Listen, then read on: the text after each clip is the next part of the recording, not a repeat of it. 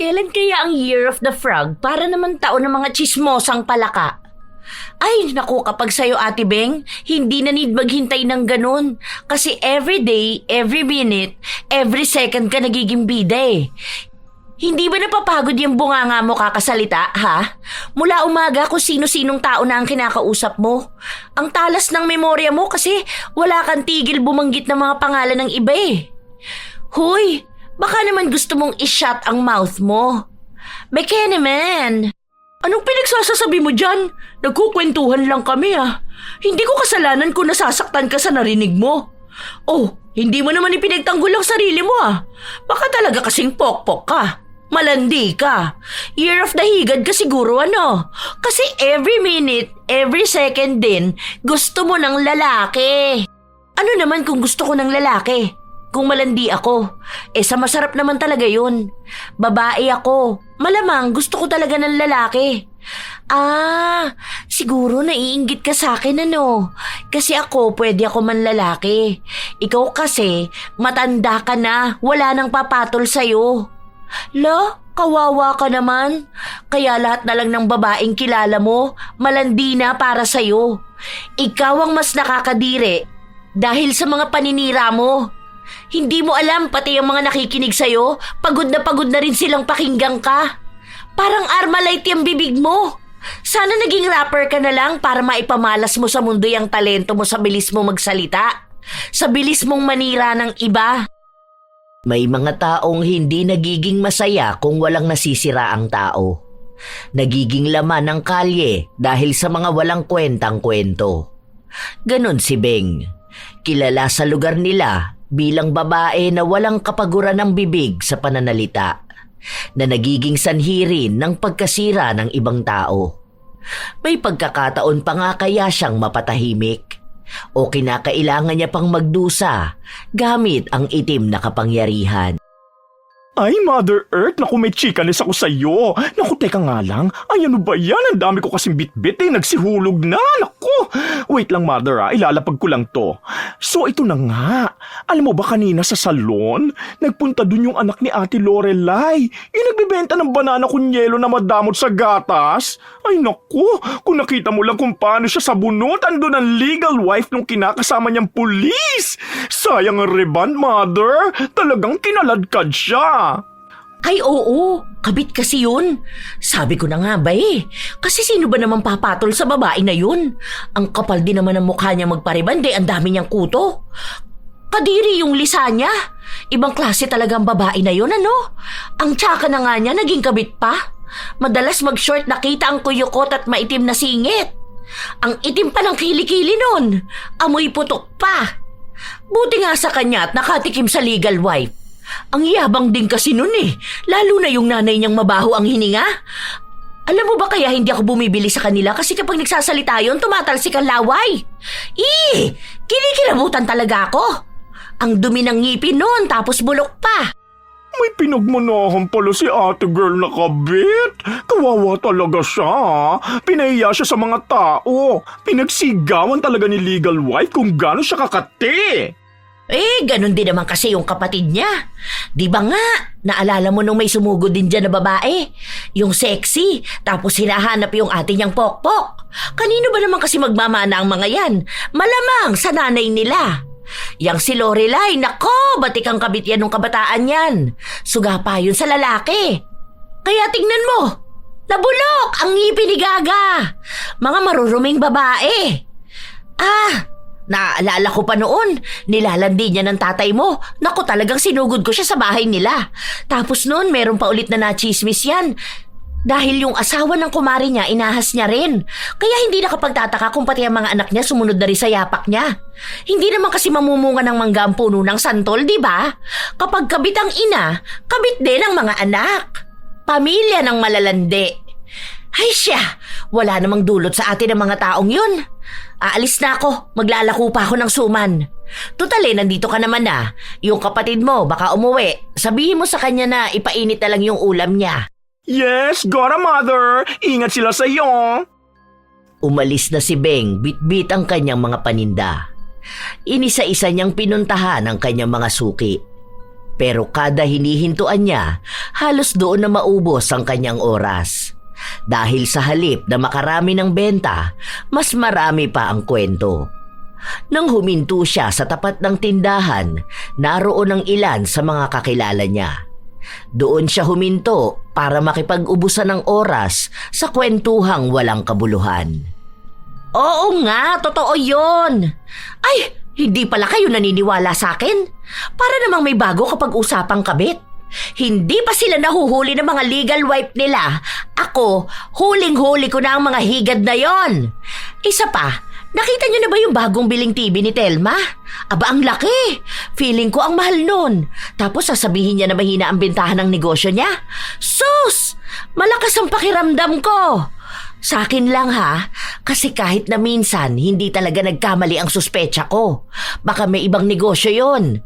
Alam niyo na, minsan may mga front na negosyo lang sila, pero sa totoo lang iba yung ginagawa nila. Kasi tingnan nyo, nung nakaraan sabi niya wala silang benta, tapos isang buwan lang nakabili na ng bagong TV?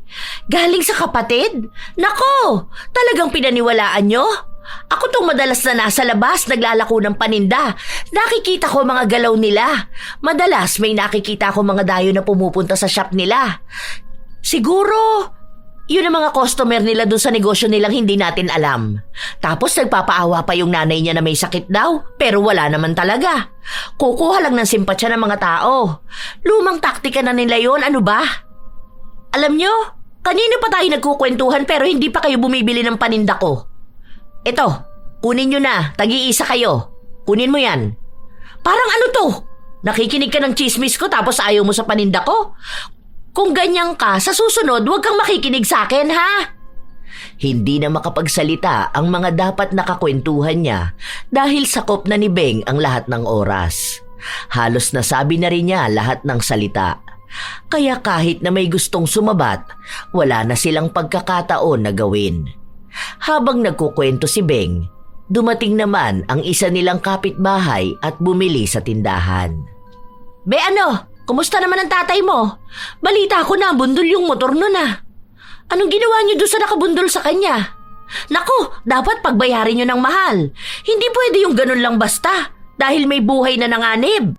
Okay na te, nakausap naman na namin. Saka nagbayad naman siya sa ospital. Yun lang? Ay, huwag kayong papayag na ganun lang. Hingian nyo ng pera ah. Paano yung gamutan ng tatay mo? Dapat kapag mga ganyan, inuunahan nyo na kaagad ng singil. Anong gusto nyo? Makakasakit sila tapos kayo lang ang agrabyado? Hoy! Hoy! Saan ka pupunta? Nag-uusap pa tayo ah. Ay, ang bastos talaga no? Kita nyo yun? Akala mo naman kung sino siyang maganda para maging isnabera? Barbie lang naman ang pangalan niya pero mukha naman siyang tsakadal. Tingnan mo nga siya lumakad oh. Mas nauuna pa ang uso. Tapos talagang iniuumbok pa ang puwet niya. Papansin sa mga lalaki eh. Sa totoo lang, kaya ganun umasta si Barbie ay dahil nananawa na siyang pakinggan ang boses ni Beng na walang tigil. Naririndi siya sa tuwing nagsasalita ito at para makaiwas na sa maraming tanong na wala namang patutunguhan, tinatalikuran na agad niya ito. Isa sa mga dahilan kung bakit inis na inis si Beng. Para sa kanya, nakakabastos kapag umaalis ang isang tao habang nagsasalita pa siya. Kaya ang mga kausap niya, kahit gusto na nilang umalis, wala silang magawa. Tanging si Barbie lang ang may lakas ng loob dahil wala siyang pakialam kahit na magkalat pa ng maling balita tungkol sa kanya si Beng. Isa rin sa ayaw ng dalaga ay yung nakakarinig siya ng mga paninira laban sa ibang tao. Ilang araw pa ang lumipas, palagi pa ring laman ng kalsada si Beng. Panay ang pakikipagkwentuhan sa kung sino-sinong tao. Isang hapon, habang naglalako ng paninda niyang tinapa, nadaan ang ginang sa isang bahay. May mga gamit sa labas. Hoy! Ano yan? Pinalayas na kayo sa inuupahan nyo? Hindi siguro kayo nagbabayad ng upa, no? Sabi kasi sa akin ni Osang, ang hirap niyong singilin ng upa. Totoo ba yun? Nagalit ang babaeng kausap niya. At syempre, hindi rin magpapatalo si Beng pagdating sa talakan. Bakit ka nagagalit sa akin? Nagtatanong lang naman ako ah.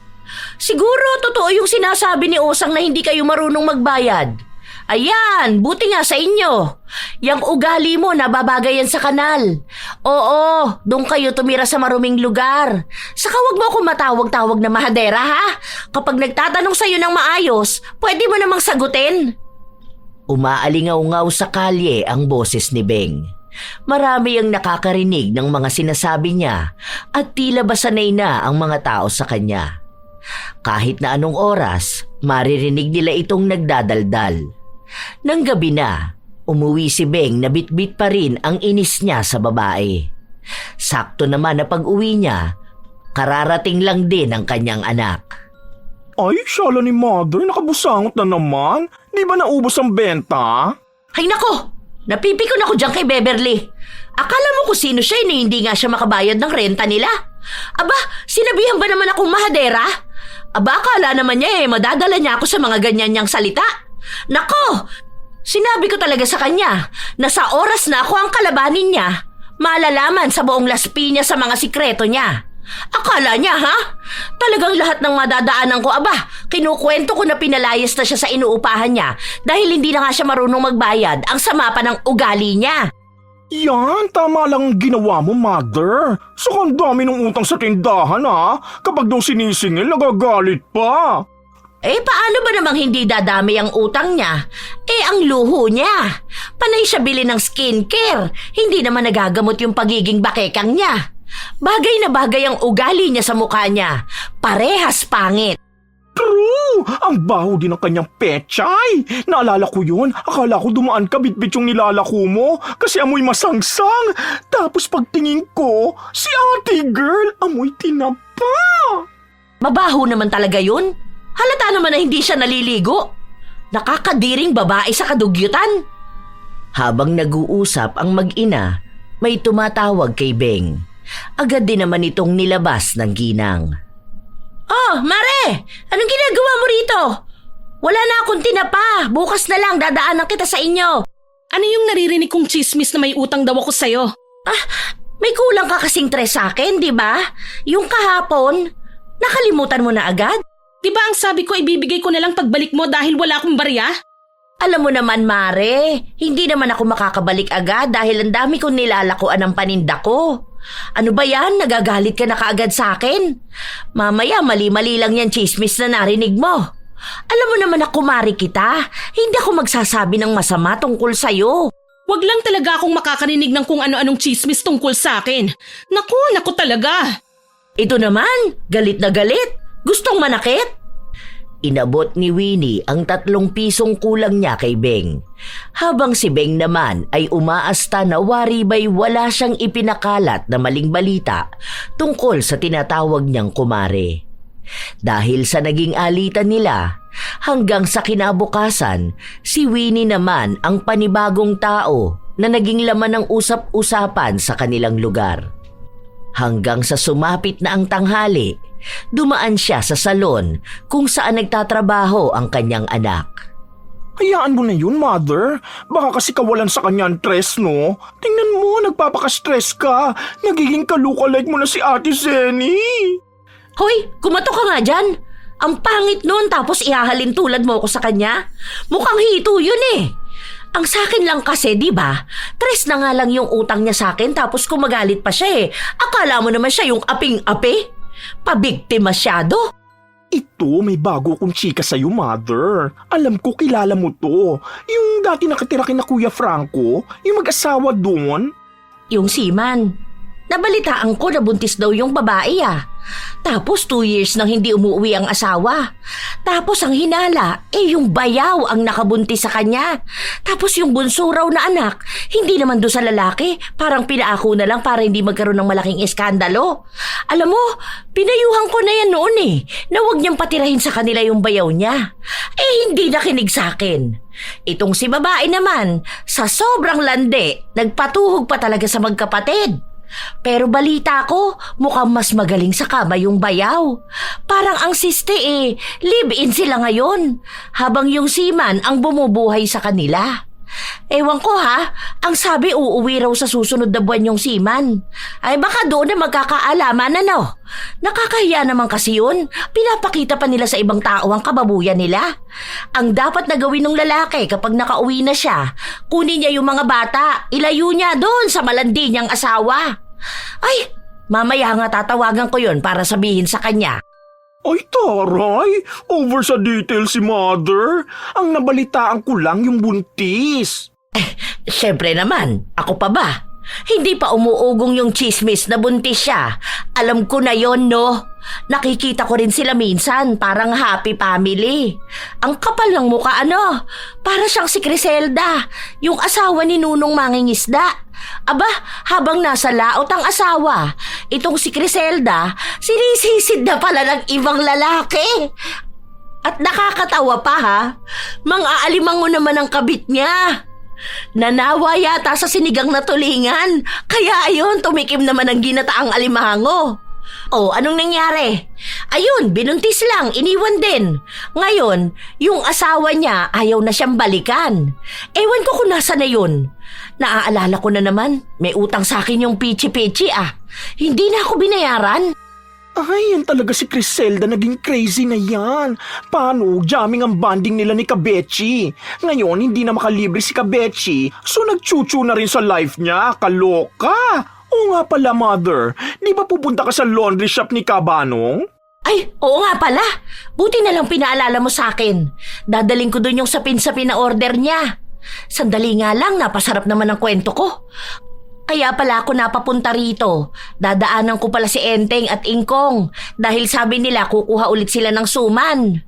Ay siya, sige na. Mamaya na ulit tayo magkwentuhan kapag nakauwi na tayo. Mother, yung kay Ate Ana order, ha? Idaan mo na lang bago ka umuwi. Habang naglalakad si Beng, may mga nakakasalubong na naman siyang kung sino-sinong tao na tinatambayan niya ng ilang oras para lang sa mga kwento niyang paulit-ulit lang. Mga paninira sa iba't ibang tao na kahit hindi namang kilala ng kausap niya, ay ginagawa niya pa rin ng komento. Hanggang sa tinawag siya ng isang bibili ng suman. Okay na yan yung 100 pesos. Kahit wag mo na i-plastic, dyan lang naman ang bahay ko eh. Sige, sandali lang ha, bibigyan kita ng minatamis. Buti na lang, sakto lang pera mo. Wala akong barya eh. Ay, alam mo ba, si Winnie? Kilala mo ba yun? Alam mo ba na sinugod niya ako nung nakaraan? Aba, galit na galit siya kasi may utang siya sa aking tres. Ang kapal ng mukha niya, di ba? Isipin mo yun, siya na nga ang hindi nagbabayad, siya pang nagagalit sa akin. Kasi ako, syempre bilang isang tindera, maliit lang naman ang kita ko. Yung tres na kulang niya, syempre, malaking bagay na sa akin yun. Tapos magagalit siya. Ang sama ng ugali, ano? Palibhasa mayaman siya eh. Eh baka naman nakalimutan lang nung tao. Sana pinaalala mo na lang. Hay naku! Kung alam mo lang kung gaano kanuknukan ang kayabangan ng babae na yon. Masyado pang kuripot. Kasi isipin mo yun, tres na nga lang hindi niya pa maibigay sa akin. Feeling ko talaga peki lang yung kwento niya na malaki ang sahod ng asawa niya eh. Hindi ko naman narinig na sinabi niya yon. Hindi sa akin ha. Pero doon sa mga kapitbahay niya na nakakakwentuhan niya. Aba, hindi rin daw yun nagpapautang. Bait-baitan lang, kumbaga. Basta ako, unang kita ko pa lang talaga sa kanya, naku, hindi ko na siya gusto. Alam mo yun, may kakaiba siyang aura. Pinaplastic ko lang talaga yun kasi ayoko naman sana magkaroon ng kaaway. Kaso yung ugali niya, daig pang asong kalye na kung sino-sino na lang ang tinatahulan. Teka, sino bang Winnie? Dalawa yung Winnie na kilala ko eh. Yung isa wala na rito. Itong Winnie ba na to yung nakatira sa kalye Matakla? Yung up and down ng bahay? Tapos may maliit na grocery store sa baba? Siya ba? Tumpak! Siya nga! Kilala mo yon? Yung babaeng mataba na parang walis ang buhok sa sobrang tigas. Tapos yung mata niya parang ganito oh. Nakabulagda na parang kahit yata natutulog siya eh. Hindi pumipikit. Oo, kilala ko talaga siya. Pinsang buo ko yun. Mabait si Winnie. Hindi yun nagyayabang saka hindi rin yun nangungutang, no? Sigurado ka ba na siya ang kinikwento mo? Ay we, pinsan mo pala yun? Oo nga, mabait nga siya. Sabi ko nga sa kanya, pariban siya dun sa salon ng anak ko. Pwede pa siya bigyan ng discount kasi nga, sobrang mabait siya. Teka, anong oras na ba? Ay sige ha, aalis na ako. May mga dadaanan pa kasi ako eh. Uy, joke lang yung sinabi ko kanina ha. Hindi yun si Winnie na kilala mo. Kasi mabait yung kilala nating Winnie. Hindi na nakapagbigay pa ng komento si Gwen dahil mas marami pang sinabi si Beng. Para makaalis sa usapan, nagpaalam na lang si Gwen na may gagawin siya sa kanilang bahay at hinihintay rin siya ng kanyang anak kaya hindi siya pwedeng magtagal sa labas. Pero dahilan lang yon. Sa dami naman kasi ng kwento ni Beng, wala na siyang maintindihan. Kung sino-sino na rin ang pangalan na binabanggit niya na hindi pa naman nila nakikilala. Ang natatandaan lamang ni Gwen ay ang mga sinabi tungkol kay Winnie. Nang kinagabihan, hindi pa nakakapasok ng bahay si Beng, sumugod na naman sa kanya si Winnie. Hoy Beng! At talagang hindi mo ako tinigilan? Anong hindi tinigilan? May nagawa ba akong mali sa'yo? Ano na naman tong narinig ko? Akala mo yata hindi makakarating sa akin yung mga pinagsasasabi mo sa mga tao? Pati ba naman sa pinsan ko? Hoy, wala akong sinasabi kay Gwen ah. Sinabi ko na ba na si Gwen? O kita mo? Ang isda talaga nahuhuli sa sarili nilang bibig eh. Alam mo Mars, kung may problema ka sa buhay mo, wag mo ako idamay ha. Wala akong ibang ginawa kundi ang kumayod para sa pamilya ko. Wala akong panahon dyan sa mga chismis na yan. Kung may naririnig ka sa ibang tao, baka yun ang totoong opinion nila tungkol sa'yo. Huwag ka nang magmaang-maangan dyan. Ikaw lang naman ang dakila at numero unong chismosa rito sa lugar natin. Hanggang sa kabilang bayan, kung sino-sino nang chinichismis mo. Mapanira ka talagang tao. Ay, wag kang ganyan. Aba, mag-ingat ka sa mga pambibintang mo sa akin, ha? Aba, ikaw ang mag-iingat dyan sa mga paninira mo na yan. Ide-demanda kita. Baka hindi mo alam na kapatid ko si Hukom. Tignan natin kung madadala mo sa korte ang pagiging madaldal mo. Baka kapag nando na tayo, bigla kang mapipe dahil wala kang baon na panlaban sa sarili mo. Hintayin mo lang ang demanda ko sa'yo. Ayaw mong tumigil, ha? Sige, magkakasubukan talaga tayo. Hindi na nakapagsalita pa si Beng dahil umatras ang dila niya nang marinig niya ang salitang demandahan. Alam niyang may kakayahan si Winnie na gawin yun. Dahil sa nangyari, naging aligaga na rin siya dahil iniisip niya na maaaring sa mga susunod na araw baka bigla na lang siyang dakpin ng mga pulis at ikulong. Isang araw, habang nagsasalansan siya ng mga paninda niyang ilalako, may sunod-sunod na katok siyang narinig mula sa pinto. Ay, Diyos ko po. Ay, baka yan na yung pulis na dadakip sa akin. Teka nga, kaya ko kaya umakyat ng bubong para magtago? Paano kaya ako sa ilalim ng lamesa? Ay, hindi. Ay, bahala na nga. Kapag dadakpin na nila ako, kunwari aatakihin na lang ako sa puso. Dahan-dahan pa kung maglakad si Beng papunta sa pinto. Hindi pa rin tumitigil ang pagkatok. Pero nang buksan niya ito, si Venus lang pala. Ano ba, Mother? Ang tagal mong buksan, ha? Malapit na ako mapaanak. Napatakbo si Venus sa banyo. Doon lang nakahinga ng maayos si Beng. Nang makalabas na sa banyo ang anak, sakalang ulit siya bumalik sa inaasikaso niyang paninda. Bakit ba kasi tagal mo mag-open ng door kanina, Mother? Natakot ako eh. Akala ko may mga pulis na. Ay, over naman sa pulis? Bakit? Anong atraso? Paano si Winnie? Aba, ang sabi ba naman sa akin na ide-demanda raw ako? Hindi ko naman kasalanan kung kumalat yung sinabi ko na hindi siya nagbayad ng kulang niyang tres.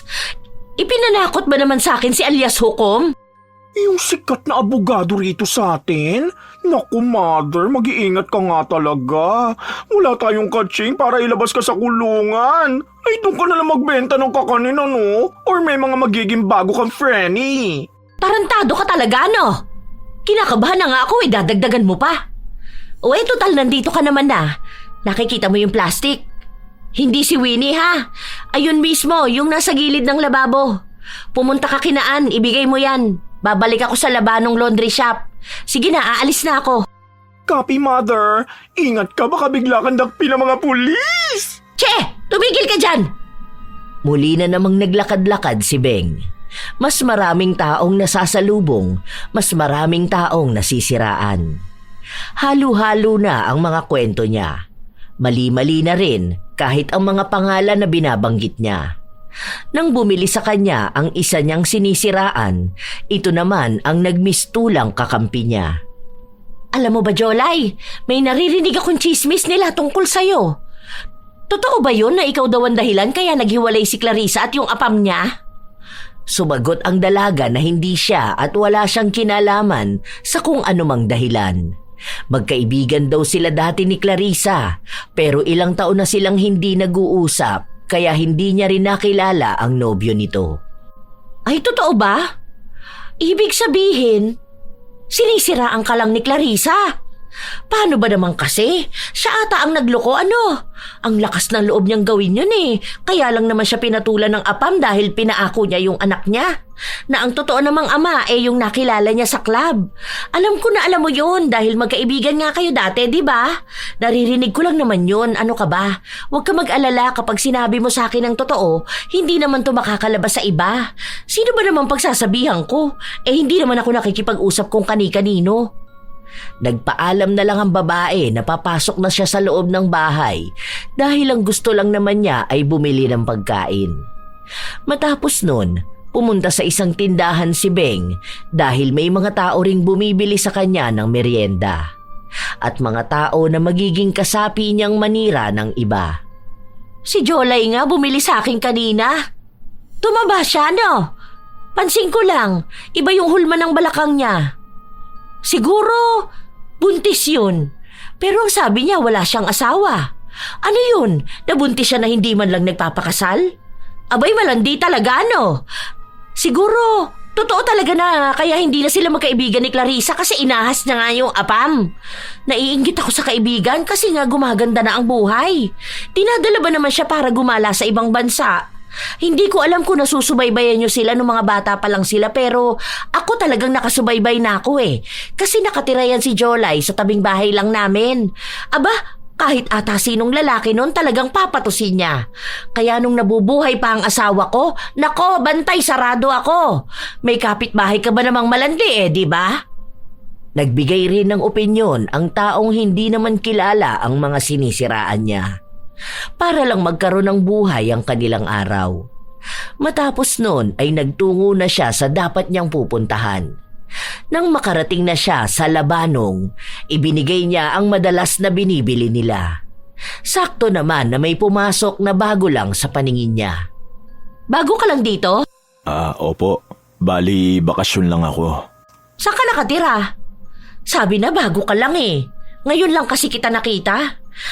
Halos lahat ng mga tao kasi rito sa ulado ko na. Alam mo na, sa araw-araw ko ba namang paglalako ng paninda? Gusto mo bang bumili? Saan ka nga banda para mamayang hapon bentahan kita ng tinapa? Diyan lang po sa tawiran. Kung kilala niyo po si Bert, ayun po yung tito ko. Si Bert! Si Bert! Sino yun? Sige, itatanong ko na lang mamaya. Bili ka na ng kakanin, masarap to. May ikukwento ko sa'yo. Hindi ko alam kung kilala mo kasi nga bago ka lang dito. Alam mo ba nung nakaraan may nakakainis na bumili sa akin tapos kulang siya ng 3. Alam mo, bilang isang tindera, kailangan ko ng pera. Aba, ako pa ang inaway niya. Ang daming masasakit na salitang sinabi sa akin. Winnie ang pangalan nun. Tapos yung pinsan niyang si Gwen, isa pa yung mahaderang babae. Mayayaman kasi yung mga yun Tapos ito pa kasi kanina nagbenta ko doon sa kabilang shop. Tapos may isa silang empleyado na nag-resign na. Amy naman ang pangalan nun. Bisaya yun tapos Baduy Manamit. Pero may kagandahan naman siguro kahit paano. Kaso, sobrang landi nun. Naku talaga magugulat ka. Aba siguro kung makikita ka man nun, kahit kasama mo pa ang asawa mo, naku wala yung pakialam. Binibira nun kahit sinong lalaki. Walang pakialam sa pagmumuka. Ayos isang kakanin lang ang binili ko pero 10 tao na yata ang nasiraan nyo. Kaya siguro pagkain ang binibenta nyo kasi magugutom yung kausap nyo sa dami nyong kwento. Sige, okay na yan, te. Wala akong barya Baka maichismis pa ako kapag kulang ang binigay kong bayad. Kapag nakita mo na lang bahay ko, saka ako bibili ng tinapa. Nakakatuwa ka naman. Salamat ha. Pagkaalis pa lang ng lalaki, saka naman kinausap ni Beng ang bagong pasok na magpapalaba. Kung sino-sino na namang pangalan ang binabanggit niya. Ang babae ay napapatango na lang para kunwari ay nakikinig siya kahit na wala siyang maintindihan. Hanggang sa napunta naman ang usapan sa lalaking kanina lang ay bumili kay Beng. Ang sabi ng babae ay Crisanto ang pangalan nun. Ah, Crisanto ba? Lalaki ba yun? Bakit mukha siyang bakla? Ay, naku, bakla yon, alam ko. Baka natatakot lang siyang lumantad Hindi, kasi alam ko merong mga yung mga bakla na nakapanlalaki pa rin. Minsan nga yung iba nasa gym pero mga bakla naman, di ba? Nagpapalaki ng katawan tapos pumapatol naman sa kapwa nila lalaki. May kilala akong ganun. Alam mo yung doon sa kabila, yung malapit sa school? Hindi ko alam kung kilala mo pero si Lester. Gwapo yun, macho. Pero sobrang lalakero nun. Aba, hindi ko akalain na bakla yun. Ang nagsabi lang sa akin ay yung kapitbahay nila. Sa totoo lang, wala namang problema kung bakla ang isang tao, di ba? Kasi ako, anak ko bakla Pero okay lang naman sa akin, mahal ko siya. Ang sa akin lang naman, sana naman magpakatotoo sila, di ba? Hindi yung kailangan pa nilang itago. Para saan pa? Tumangulang ang babae at nagpaalam na sa kanyang aalis dahil marami pa siyang gagawin sa kanilang bahay. Sa paglipas pa ng mga araw, walang pagbabago si Beng. Panay pa rin siya kwento ng buhay ng iba, kahit na ang iba roon ay wala namang katuturan. Isang hapon, habang naglalako siya ng tinapa, nakita niya si Barbie na bumaba sa sasakyan at may bit-bit na mga pinamili. Ay wow, ayos Asensado ka na talaga, no? Ang yaman mo na. Hindi ka na marich. Basta hindi ka na maabot. Marich po yun. Pero bumili lang naman akong stock sa bahay. Ano namang mayaman dito? Mga shampoo lang naman to. Hindi ba? Kasi kami nga hindi makapag-grocery Siguro may apam ka na rin, Ay wala na po kayo doon. Kung afam man yung boyfriend ko o hindi. Sige po, wala akong oras para makipag-usap sa inyo Ayoko ng chismis. Ay, ang attitude Konting grocery lang naman yan, akala mo naman sobrang yaman na niya. Mawawala rin naman yan. Inis na inis si Beng sa ugali ng dalaga. Kaya ito naman ang panibago niyang siniraan sa mga nasasalubong niya. Ang yabang! Di ba? Kahit nga ako nagulat sa kanya Sa bagay, ano ba namang aasahan mo sa mga taong katulad niya? Nako! Alam naman natin kung anong puhunan niya para magkapera, di ba? Alam niyo naman ang puhunan ng mga pokpok. Kung hindi ba naman siya pokpok lalabas ng bahay nila na naka-t-shirt tapos walang bra. Kung dalaga yan, mahihiya siya. Hoy! Kahit pa sabihin nating bibili lang naman siya sa tindahan, may mga tao pa rin silang makakasalubong. Baka kamo pinapakita niya sa mga lalaki. Nako, ingatan niyo ang mga asawa niyo. Year of the Snake pa naman ngayon. Ang daming ahas. Ang hindi alam ni Beng, nasa likuran niya lang si Barbie at balak sanang bumili ng tinda niya dahil gusto ng mga kapatid niyang kumain ng tinapa. Kailan kaya ang Year of the Frog para naman taon ng mga chismosang palaka? Ay, naku, kapag sa'yo, Ate Beng, hindi na need maghintay ng ganun. Kasi every day, every minute, every second ka nagiging bida Hindi ba napapagod yung bunganga mo kakasalita, ha? Mula umaga kung sino-sinong tao na ang kinakausap mo. Ang talas ng memorya mo kasi wala kang tigil bumanggit ng mga pangalan ng iba Huy, baka naman gusto mong i-shut ang mouth mo. Bekene man. Anong pinagsasasabi mo dyan? Nagkukwentuhan lang kami Hindi ko kasalanan kung nasasaktan ka sa narinig mo. Oh, hindi mo naman ipinagtanggol ang sarili mo Baka talaga kasing pokpok ka. Malandi ka. Year of the Higad ka siguro Kasi every minute, every second din, gusto mo ng lalaki. Ano naman kung gusto ko ng lalaki? Kung malandi ako, sa masarap naman talaga yun. Babae ako, malamang gusto ko talaga ng lalaki. Siguro naiinggit ka sa akin ano. Kasi ako, pwede ako manlalaki. Ikaw kasi, matanda ka na, wala nang papatol sa'yo. Kawawa ka naman. Kaya lahat na lang ng babaeng kilala mo, malandi na para sa'yo.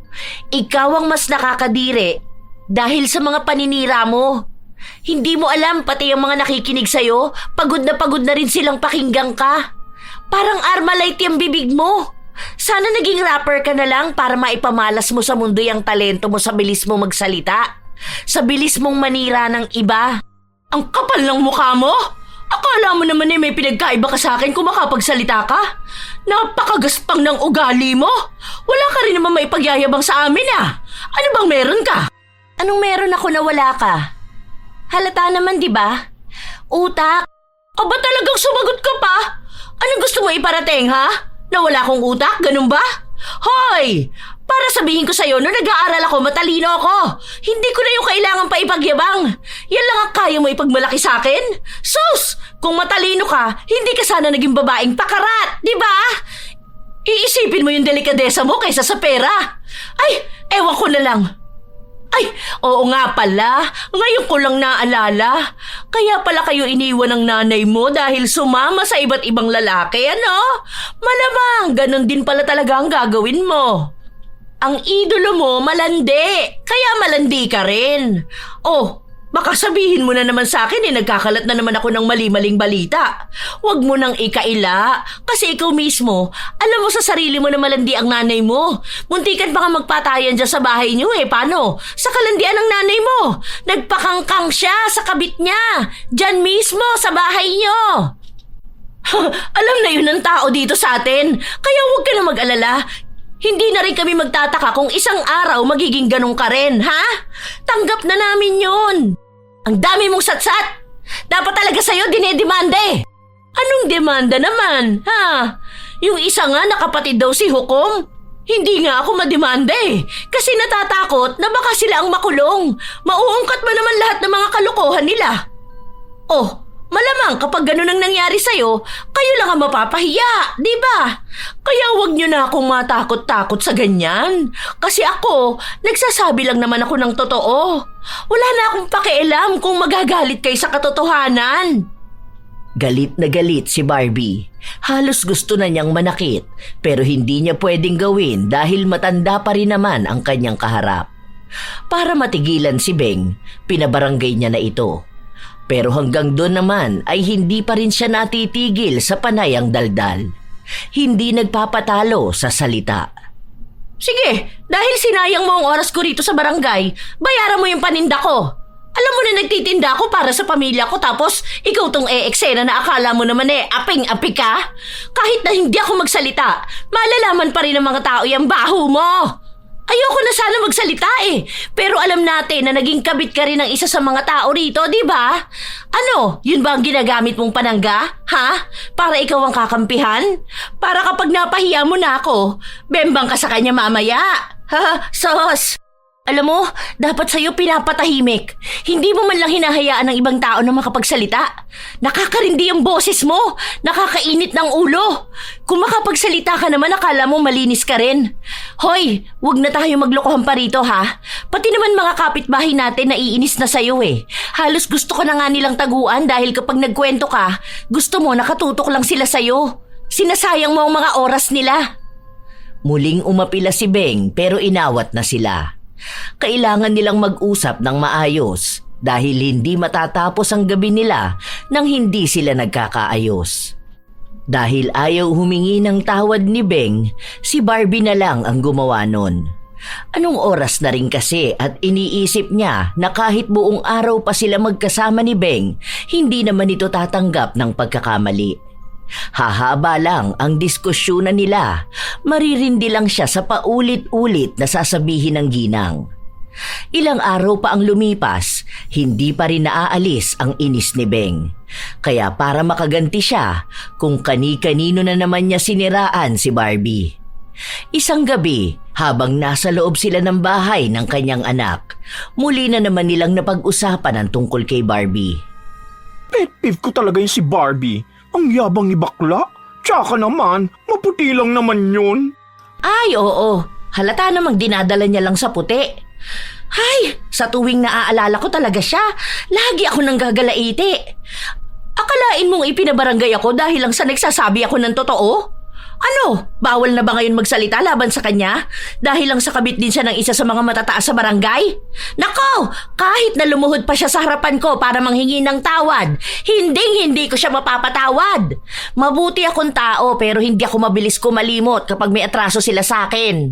Saka mother, nung nakaraan nga nagpagupit yung kapatid niya sa salon, naririnig ko yung usapan nila na parang gusto na nilang lumipat ng baler. O paano naman sila lilipat ng bahay ni wala nga silang pambili ng pagkain nila?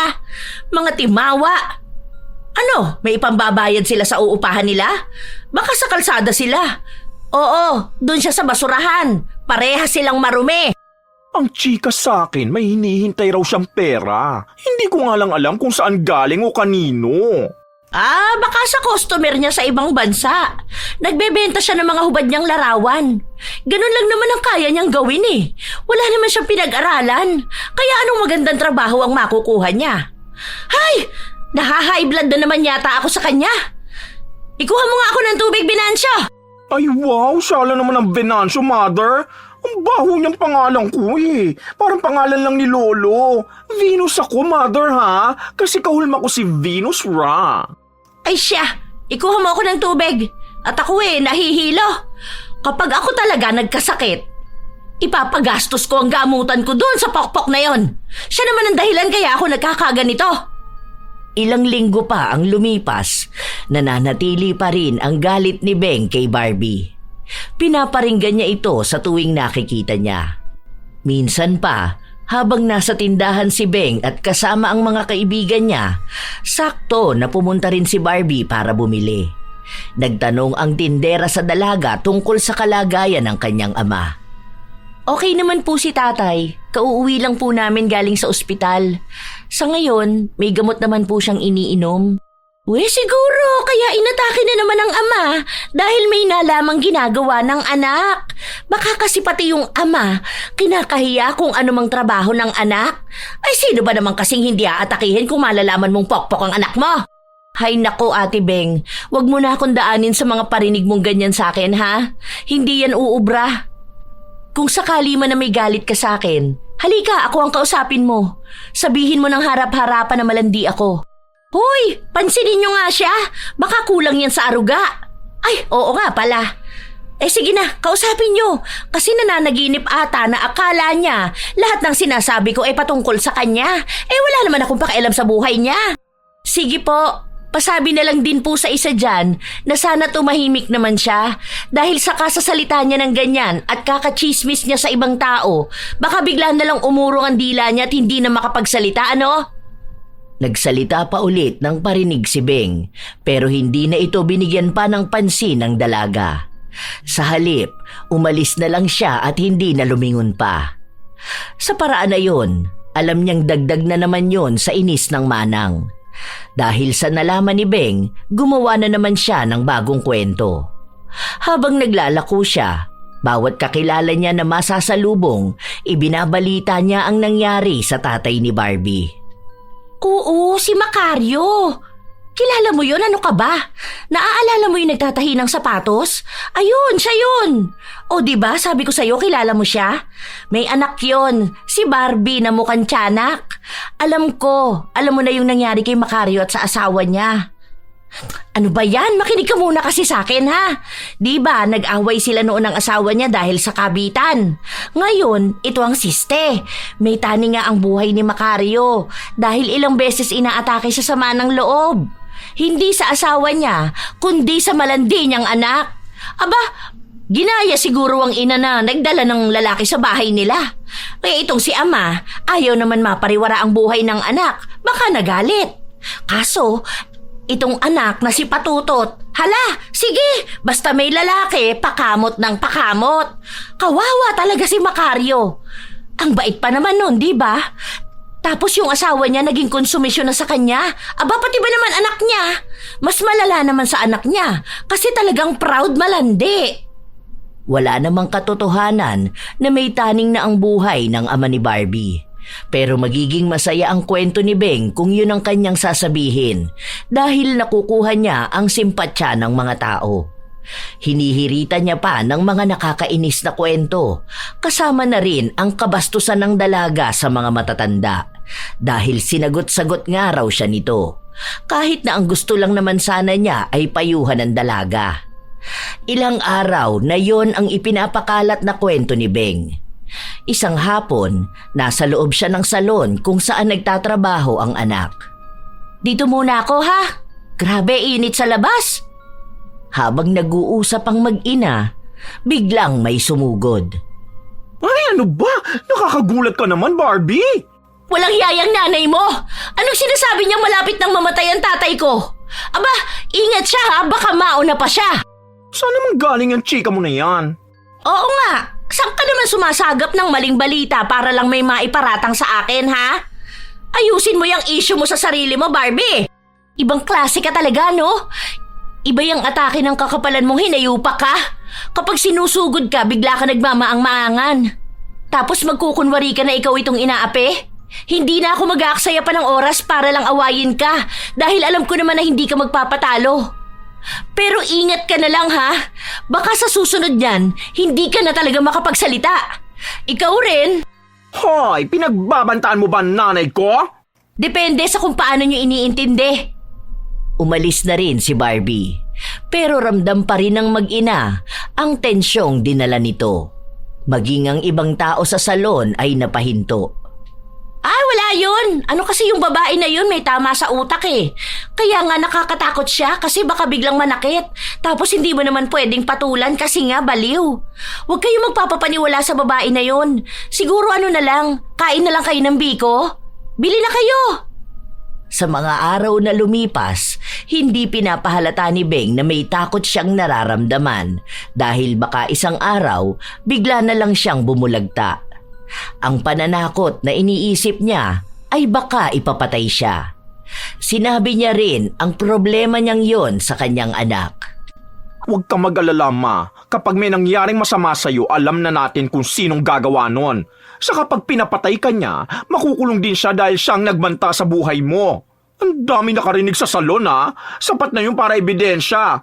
May CCTV rin naman. Ano yun? Ako lang ang mamamatay? Tapos siya nasa kulungan? Tapos ilang taon pwede na rin siyang makalaya?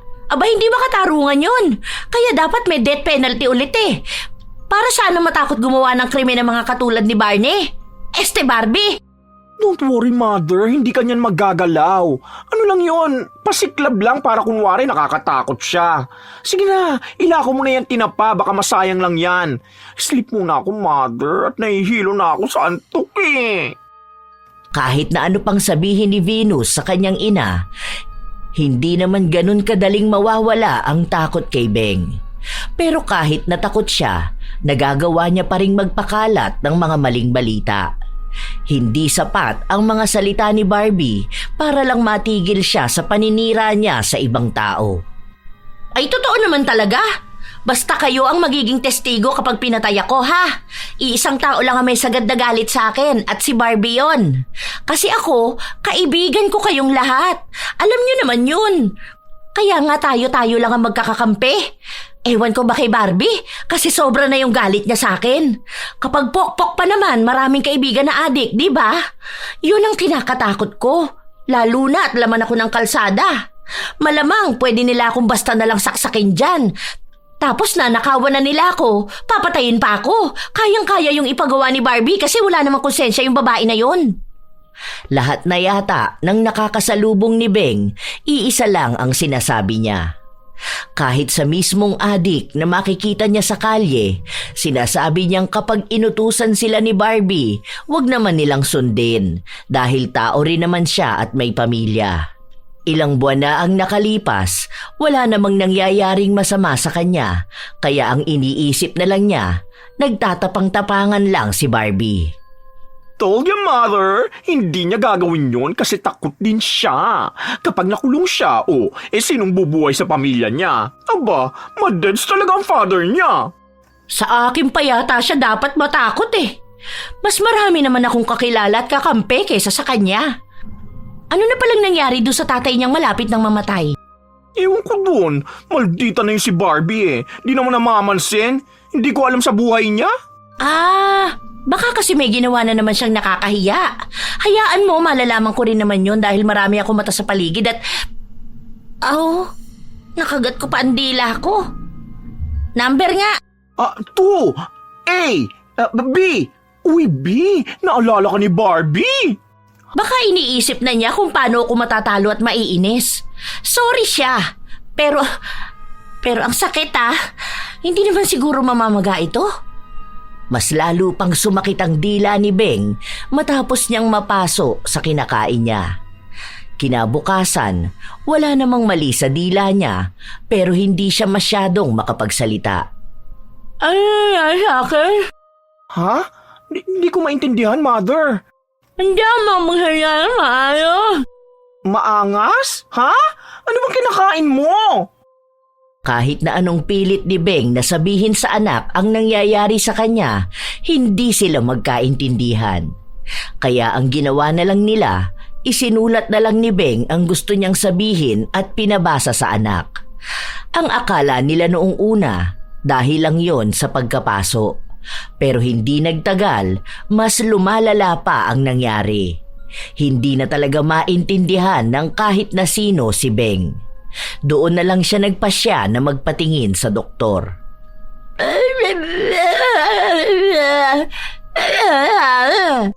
Uy, Mother, hindi siya manghuhula para malaman ang sinasabi mo. Basta po, Doc, ang nangyari, nakagat niya ang dila niya, dinapaso. Tapos parang hirap na siya magsalita. Hanggang sa ganyan na po.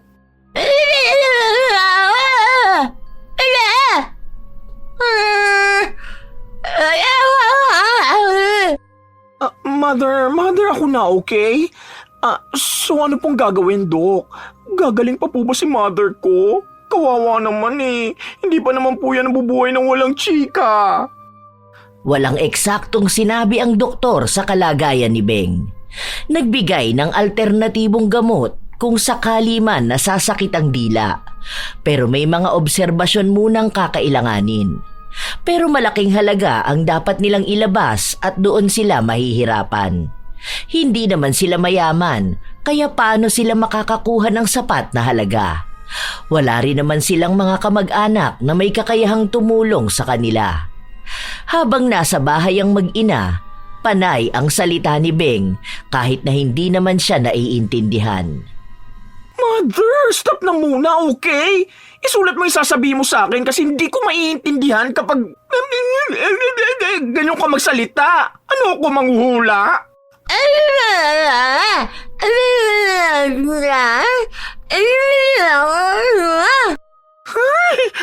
Chat mo na nga lang ako?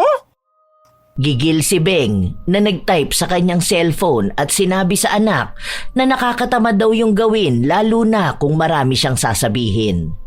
Ang katwiran naman ni Venus, kahit naman anong gawin niya ay hindi pa rin naman sila magkakaintindihan.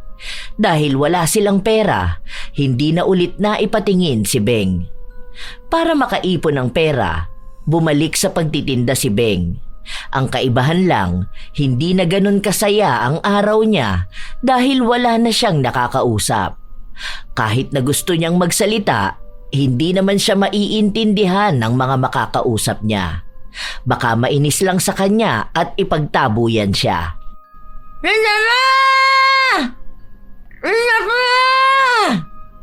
Ganon ang palaging ginagawa ni Beng. Humihina na rin ang benta niya dahil wala nang gaanong nakakarinig sa kanya. Naging misteryo sa lahat ang pagkapipi niya. Dahil ang madaldal na si Beng ay hindi na makapagsalita. Naging tampulan na rin siya ng tuksuhan ng mga tao. Sa tuwing madadaan siya, ginagawa kung paano siya magsalita. Kahit na magalit siya, wala naman siyang ibang magawa. Malaki ang naging epekto sa kanya ng kakaiba niyang sakit. Hindi rin alam kung babalik pa ba siya sa dati. Hanggang sa isang hapon, pauwi na siya sa bahay nila, bumili si Barbie ng tinda niyang tinapa. Oh, nakapagtataka namang hindi ka nagsasalita. Ano nangyari sa'yo? Bakit mo naman ako tinitingnan ng masama? Bumibili lang naman ako at nagtatanong. Siyempre kilala kita na kapag bibili ako, ang dami mong sasabihin sa akin. Tapos ngayon kahit isang salita wala akong marinig.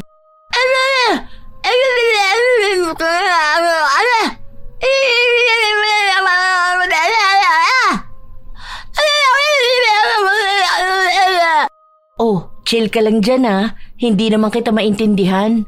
Ang sakit pala sa tenga kapag ganyan ka magsalita, ano? Ang cute ng boses mo. Parang literal na Armalite na pala yan. Ayan na siguro ang parusa sa'yo dahil ang sama ng ugali mo. Hindi ka na makapagsalita dahil ang dami mo ba namang siniraang tao. Yang dila mo ang dahilan, kaya maraming nag-aaway, kaya may mga nagkakagulo. Kaya yang dila mo rin ang magpapahirap sa'yo.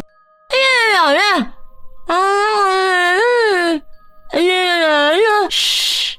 Kahit magdadaldal ka pa dyan, hindi talaga kita maiintindihan, ha? O sige na, aalis na ako. Okay na yan, at least nakikita kong nananahimik ka na. Ay, hindi pa pala tahimik. Madaldal ka pa rin kahit hindi ka makapagsalita.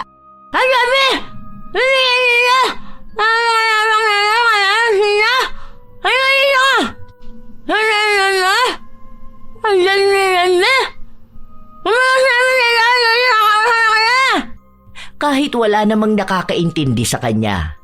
Panayandaldal ni Beng na itong pakialam sa kanya dahil wala naman ngang lumalabas na maayos na salita. Pagka-uwi ni Beng, nakita niya ang anak niya.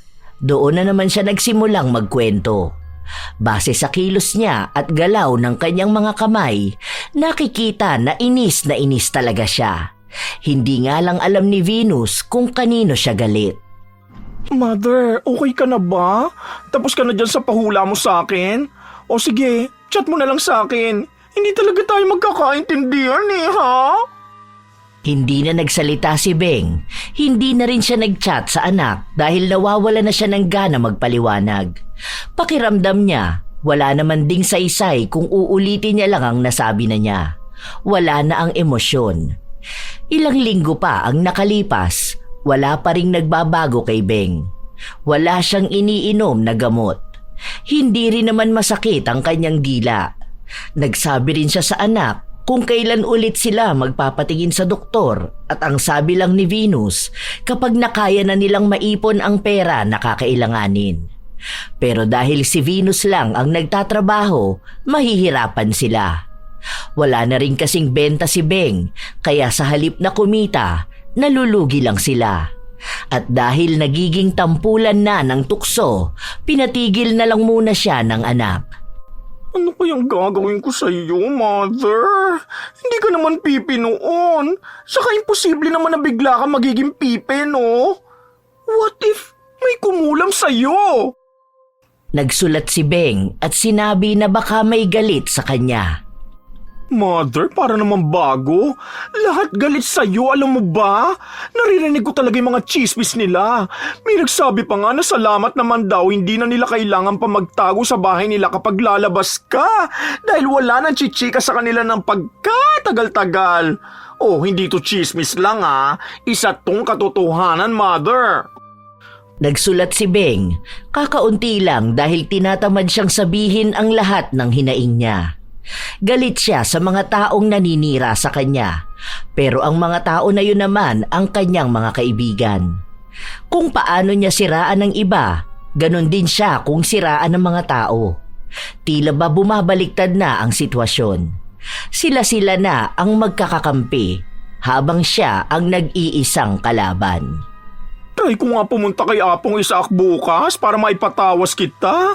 Baka nga napano ka na. Interesting. Sino kaya nagpakulam sa'yo? Sino sa mga kaaway mo at sumugod sa bahay? Walang mapangalanan si Beng dahil kapag inisa-isa niya ang mga sumugod sa kanya, marami yun.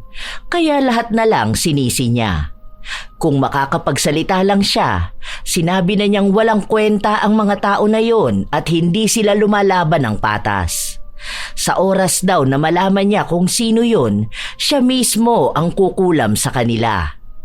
Ang dami niyang hinaing sa buhay na hindi niya masabi. Hanggang sa ilang araw pa ulit ang nakalipas, wala pa ring nagbabago sa kanya. kahit pa nagpunta na ang kanyang anak sa isang albularyo. Magaling naman ang albularyo pero mukhang may nakita ito kay Beng na hindi niya basta dapat galawin. Hindi man sila magkakilala ni Beng pero alam ni Apong Isaak ang kwento tungkol sa kanya. Kung gaano naging kalupit ang dila niya sa ibang tao. Naging mas mahirap palalo ang buhay ni Beng. Pero kahit na ganon, hindi niya pa rin napipigilan ang sarili na manira ng tao. Sa social media siya nag-iingay. Kung sino-sino ang kinakausap niya para lang din makasagap ng ibang balita. Isang hapon, nasa labas lang si Beng dahil walang ibang tao sa bahay nila, nakakaramdam siya ng pagkainip. May dumaan na kakilala niya pero hindi niya kinausap. Nakakapanibago, pero sino nga naman ang kakausap sa taong hindi naman maintindihan? Ilang sandali pa, si Barbie naman ang dumaan pero hinintuan siya nito. Gusto mo ba ng chismis? Alam mo, buntis ako. Oo, totoo nga. Ay, alam ko naman na alam mo na kasi lahat naman ng bagay mabilis mong mapansin. Ayan ha, hindi ko tinatago.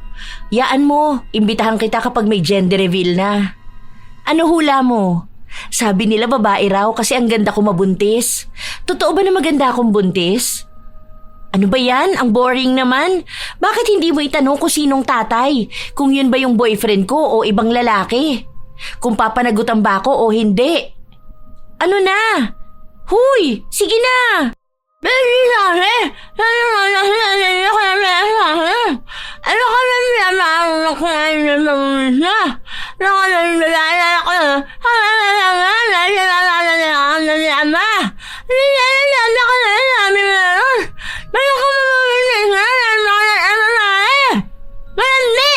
Uy, medyo naiintindihan na kita. O baka kabisado ko na kasi ang mga sinasabi mo. Hulaan ko. Ang sinabi mo, malandi kasi ako. Mana ako sa nanay ko. Baka pinapaako ko kung kaninong lalaki ang pagbubuntis ko. Na kapag babae ang naging anak ko, mamamana niya lang ang kalandian ko. Ganun ba? Oh, ang galing ko no. Ganyan kasi palagi mong sinasabi eh.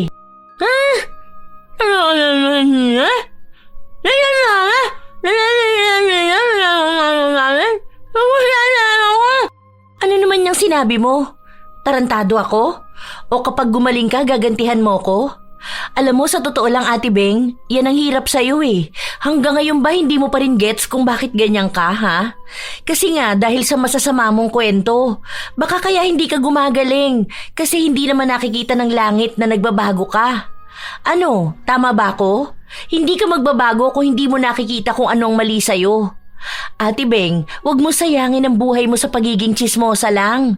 Tingnan mo ngayon, ano bang napala mo sa pagiging mapanira mong tao? Wala naman, di ba?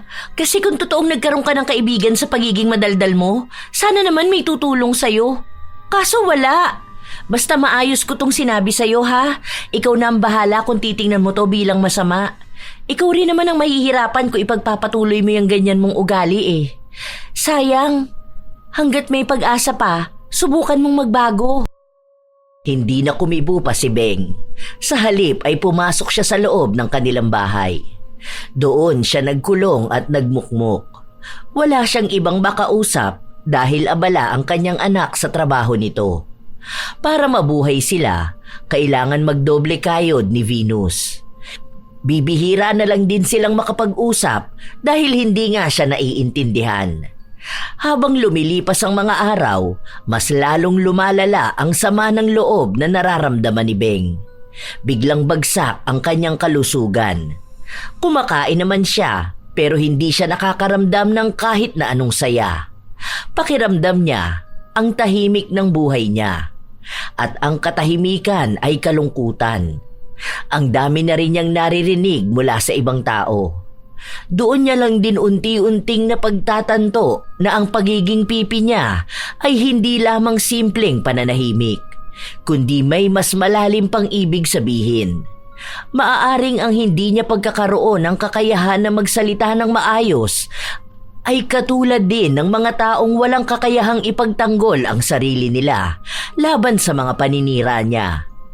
Wala ngang magandang dulot ang pakikipagtsismisan dahil walang tunay na pagkakaibigang nabubuo.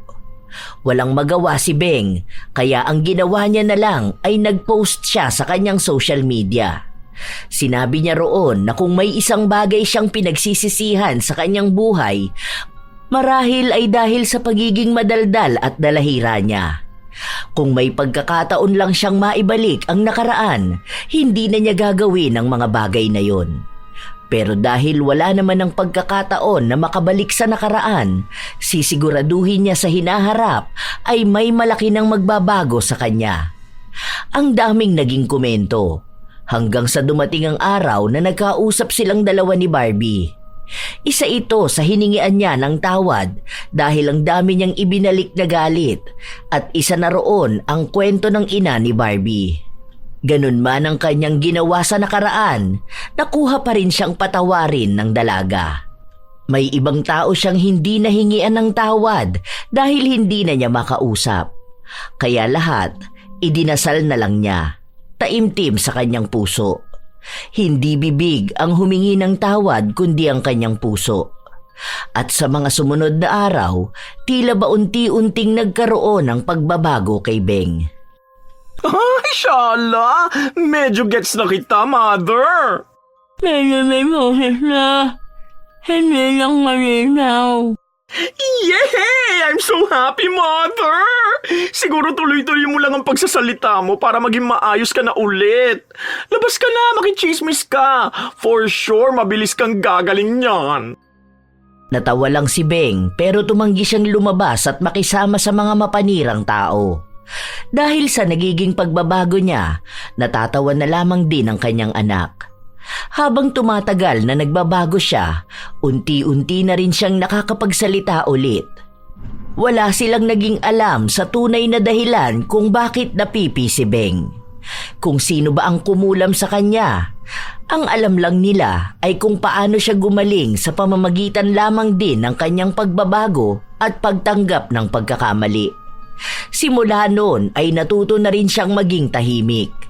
Kapag may naririnig siya sa iba, hindi na niya pinapansin. Dahil naging maayos na siya, nakabalik na ulit siya sa pagbebenta. Tinapa! Tinapa kayo dyan! Ay, wow! Ang ganda pala ng boses ko pag sumisigaw ako ng tinapa. Tuwang-tuwa si Beng habang naririnig niya ang kanyang sariling boses. Naaalala pa niya nung hindi siya nakakapagsalita. Kahit pagsigaw ng tinapa ay kinaiinisan na niya. Dahil balik kalsada na naman siya, nakakasalamuha na naman niya ang mga taong dati niyang pinagkukwentuhan ng mga walang kwentang bagay. May iba na pilit binabalik ang dating Beng, pero wala nang balak pa ang manang na ibalik yun. Natatakot siya na baka tuluyan na nga siyang maging pipi. Sobrang hirap na hindi makapagsalita. Hindi maipagtanggol ang sarili. Doon niya napagtanto kung gaano nga ba kahalaga ang boses at hindi ito basta sinasayang sa paninira ng iba. Habang naglalako siya, nasa lubong niya ang isang kakilala niya. Binili nito ang huling tinapa at nagkwento sa kanya tungkol sa isa pa nilang kakilala. Nagsasabi ng masama at tila ba naghihintay ng opinyon ni Beng. Ay, wala na ako sa ganyang linya, Mare. Ayoko na niya mga panlalait na yan. Hayaan na natin sila. Siguro kung wala namang malaking epekto sa ating lahat di wag na lang nating pansinin. Kung doon siya magiging masama, wala naman tayong magagawa kung tomboy siya kahit na may anak na siya, di ba? Paano kung yun naman na talaga siya noon? Kaso lang dahil gusto ng magulang niya magkaroon siya ng anak, nag-asawa siya ng lalaki. Ngayon na malaya na siya, gusto na niya magpakatotoo. Saka, tigilan mo na yung ganyan mo, ha? Bahala ka. Kapag yung dila mo, nalunok mo, ewan ko kung hindi ka magsisi. Naninibago ang kanyang kausap dahil kung ang dating Beng ang nakausap niya, panigurado na ang dami pa nitong sasabihin. May mga pangalan pang madadawit hanggang sa ibang tao na ang kanilang pag-uusapan at lalaitin. Dahil sa naging pagbabago ni Beng, hindi na rin siya kinakausap ng mga dati niyang katsismisan. Iba na ang sinasamahan nila. Mga taong kapwa nila hindi kayang mabuhay nang walang sinisira ang tao. Minsan, sinasabi ni Beng, hindi naman masama ang makialam o magkaroon ng alam sa buhay ng iba, lalo na kung may maitutulong ito para kilalanin ng isang tao. Ang mali ay ang bigyan ng opinyon ng isang sitwasyon nang hindi nilalawakan ng isipan kung bakit ganon ang nangyari. May mga issue marahil na may karampatang atensyon at opinyon pero hindi lahat ng bagay kailangan yun. Isang hapon, hindi na paubos ang tinapa na nilalako ni Beng kaya umuwi na siya. Doon niya muling nakasalubong si Barbie. Kanina pa ako naghihintay sa'yo, ate. Meron pa ba? Meron pa. Buti na lang may naabutan ka pa. Kaya siguro hindi naubos. Ang lakas mo manalangin. Bigla kasing nag-crave ang buntis. Oo nga, pero hindi halata sa'yo na buntis ka ah. Ang liit ng tiyan mo. Sa bagay, first baby mo pala yan. Hoy, huwag kang tulog ng tulog at lamon ng lamon ha. Baka mahirapan ka niyang manganak. Kailan ka nga ulit manganganak? Sa March pa ate. Ninang ka ha. Naku, sa tanda kong to magnininang pa ako. Si Venancio na lang ang kunin mong ninang. Sa kasal ko ate, ikakasal ako sa December eh. Kukunin kita ha. Sige, okay lang kahit i-chismis mo sa kanila para hindi na ako mahirapan mag-imbita sa kanilang lahat. Malalaman din naman nila yan kahit na hindi ako ang nag-chismis. Ang dami kaya nila dyan. Retired na ang kanilang president, kaya may kanya-kanya na silang grupo. Natawa naman ako sa retired na. Buti naman, para hindi ka nakakahatak ng kaaway. Tingnan mo, magiging ninang ka pa. Kung magkaaway tayo, kahit lumpia sa handa ng kasal ko, hindi ka talaga makakatikim. Okay lang. I-chismis ko naman sa kanila na hindi masarap ang handa nyo kaya ayaw mong mamigay. Grabe ka naman ate. Nagtawanan silang dalawa habang nagbibiruan. Sa katunayan, doon na lang ulit nagawa ni Beng na tumawa ng totoo nang walang ibang panlalait sa kapwa. Naging magaan din ang buhay niya. Marahil ay hindi na niya bitbit ang galit ng mga taong sinisiraan niya. Marami ang nakapansin ng kanyang pagbabago. May mga natuwa at meron ding mga hindi. May mga nagsasabi rin ng dahilan kung bakit siya nagbabago. Kung papakinggan niya at dadamahin yun, baka mapuno lang siya ng galit. Pero tapos na siya sa galit. Hindi na siya babalik doon. Masaya na siya sa bago niyang buhay kung saan naging kaibigan niya ang mga nakaaway niya. Habang ang mga kaibigan niya noon ay kaaway na niya. Minsan pa, kapag si Venus naman ang nagchismis, siya na mismo ang nagpapatigil sa anak. Sinasabi niya na wala itong magandang dulot sa kanya. At baka isang araw, magising na lang din siyang hindi na makapagsalita. Minsan talaga ang mga tao hindi nakikita kung gaano kalaking epekto ng kanilang pananalita. Basta para sa kanila, ang kasiraan ng ibang tao ay ang kanilang kasiyahan.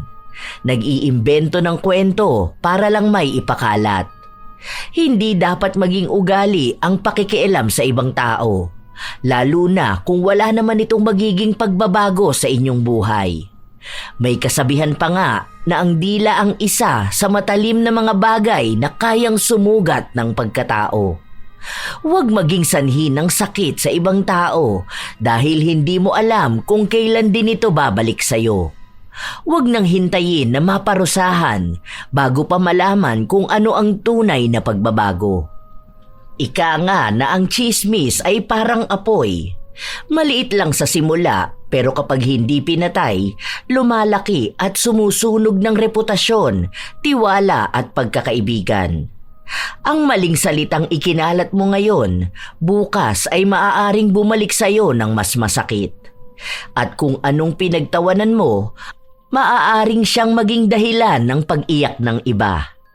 Hindi kailanman nagiging magaan ang buhay ng taong ang puhunan ay kasiraan ng iba. Kaya bago maglabas ng salita, isipin muna kung makakabuti ba ito o makakasakit. sapagkat ang tunay na tao ay hindi nakikilala sa dami ng tsismis na alam niya, kundi sa respeto at malasakit na naibibigay niya. Huwag maging dalahira o tsismosa dahil ang kasinungalingan at paninira ay bumabalik. Ano mang itapon mo laban sa iba, yun din ang iyong matatanggap. Kung nais mong makilala, piliin mong makilala sa kabutihan, hindi sa paninira.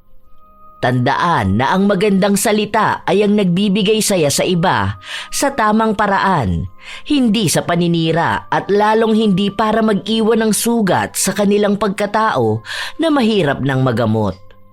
Walang yaman ang higit pa sa tiwala at walang mas mabigat na pagkabigo kundi ang pagkawala nito dahil sa sariling bibig. Minsan talaga may mga taong katulad ni Beng na walang pakialam kung nakakasakit sila ng iba. Kung sino-sino ang kinakausap para lang makapanira ng ibang tao. Pero laging tatandaan mga apo na kailanman hindi nakakabuti ang pagkakalat ng tsismis. Minsan talaga hindi maiiwasan yon lalo na nagbibigay ng aliw. Pero laging isipin na hindi dahil masaya kayo sa panghihimasok sa buhay ng iba, ay yun na ang tama. Malay mo, dumating ang araw na ang kasama mong naninira sa iba, ikaw naman ang sisiraan sa susunod. Sana'y may natutunan kayo sa ating bagong kwento. At kung kayo ay may karanasan at opinyon, ay i-comment ninyo dahil nais kong mabasa ang inyong mga saloobin, mga mahal kong apo. Shout out sa ilan sa mga masusugid na tagapakinig ng mga istorya ni Lola Telang. Belen Baladhay, Jelana Amanda, Ami Pacana, Valerie Joy Nadal, Vivian Baterbonia, Bagaforo Nene, Tutsi Roll, Rowena Alcoba, Joy ng Bahrain, Belen Malbas, Larnie Azurin, Francesca Liana, A.D. Mako, Jocelyn Kai, Sheren Solero Masagka.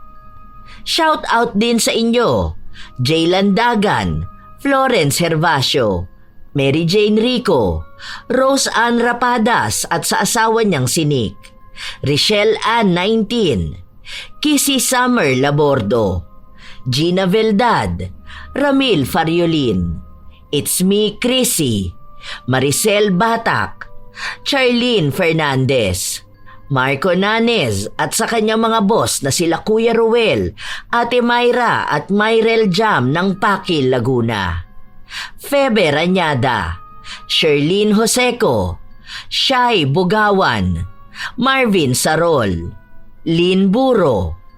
Salamat sa palaging pakikinig nyo, Maria Elena Tavera, Gracia Balitaan, Assorted Love Hurts KSA, Lynn Caones, Cheryl Ann Espiritu, Danilo Candido Jr., Nel Sabakatan, Jen Alikaykay, Gami Neil Francisco at sa kanyang asawa na si Dada Neil Francisco, Christine Ramos, Joanna Ibanez, pati na rin kina Lea Lumentigar, May Ann Infante at Jessa Mozo ng Punta Santa Ana, Liza Rosario, Conchita, Lea Gawaran at sa Gawaran at Reyes Family, Evangeline Adeser, Evelyn Graho, Cora Villa, Lourdes Imon, Julie, Baby Co Montez, Jaylan Mom at sa admin ng MRF,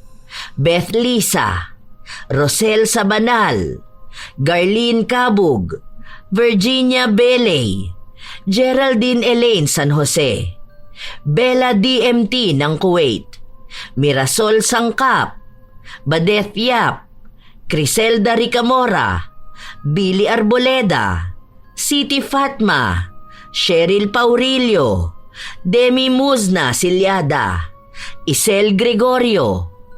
Shout out sa inyo mga apo ko, Sydney Crosswind, Supladang Pasaway, Lovely Rose Roa at Princess Rain Roa Alawami, Kimpoy Feliciano, Hazel Fiesta, Marida Lightworker, Gia Gigi, Francisco Neng, Jeremy Saranillo Francisco, Matt Sarol, Mel Santarita, Esteli Reyes at sa Reyes family ng Marikina City, AJ Chua ng Subic Zambales, Vicky Yabut, Roy Lacandalo, Josefina Fuelias, Mike James Tapak, Will Maleses, Leonisa Cobo, Lurian Vitalicio, Jenny Suzuki, Raquel Hasegawa and to her husband Mitsuru, Maria Lee Nakagawa, Lynn Hasegawa, Elise Padilla, Lydia Lopez, Gemstone Claro,